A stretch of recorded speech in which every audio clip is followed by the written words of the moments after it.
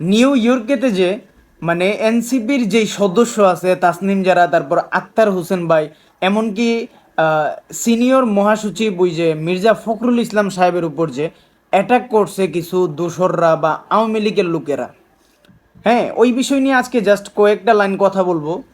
তার আগে আপনাদের মনে যেই প্রশ্নটা জাগতেছে, যেই প্রশ্নটা ঘুরতেছে, ওইটার উত্তরটা দিই। ভাই আপনি হেলমেট পরছেন কেন? ভিডিও বানাবেন ভালো কথা, আপনি হেলমেটটা খুইলা বানান। হ্যাঁ ভাই, আমিও ওইটাই ভাবছিলাম।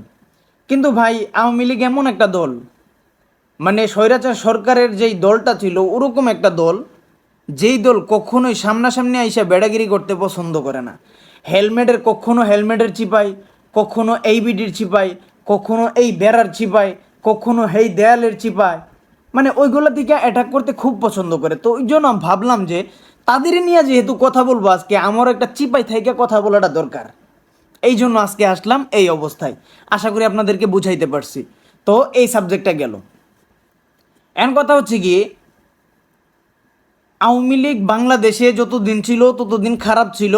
15 বছর 16 বছর যতদিনই তারা খায়া গেছে, বুক কইরা গেছে বা শাসন কইরা গেছে, মানে যারা দল করতো প্রকৃতপক্ষে ভালো মানুষগুলো যারা আওয়ামী লীগ করতো, তারা দিন শেষে এই কথা বলতেছে আওয়ামী লীগ খারাপ ছিল। আর যারা খারাপ তারা তো বলবে যে আওয়ামী লীগ ভালো ছিল। এন কথা হইল গিয়ে, বাংলাদেশে যতদিন ছিল এতদিন খারাপ ছিল, বাংলাদেশে থাকাকালীন আওয়ামী লীগ খারাপ ছিল।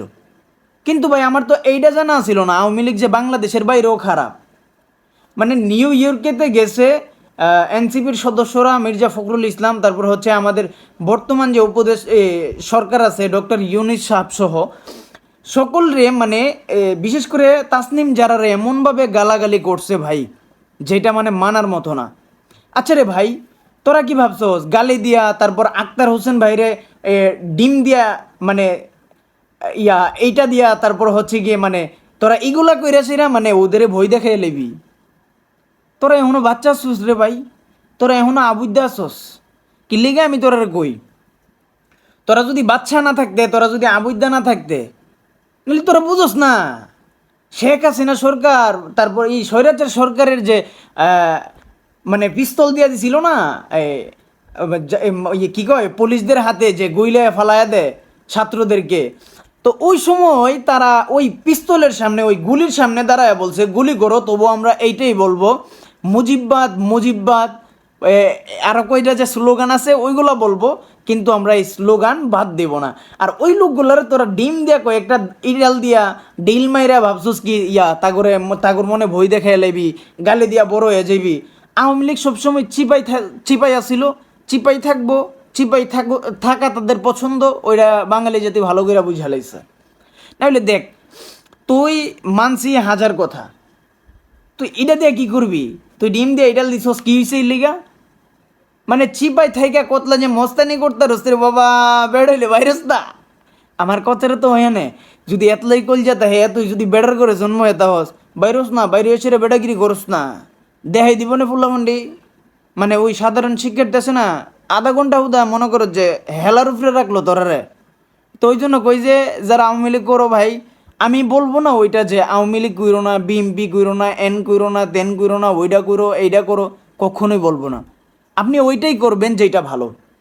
দল করা খারাপ না, আওয়ামী লীগ খারাপ ওইটা আমি বলবো না। আওয়ামী লীগ ওই যে নামটা আছে, নাম তো আর খারাপ না। খারাপ করছে কিছু মানুষ, কিছু সংখ্যক খারাপ মানুষে ওই নামটারে খারাপ করছে। ওই জন্য আওয়ামী লীগ করো ভালো কথা, ততদিন আওয়ামী লীগ সাপোর্ট করো যতক্ষণ সবাই বলবে ভালো।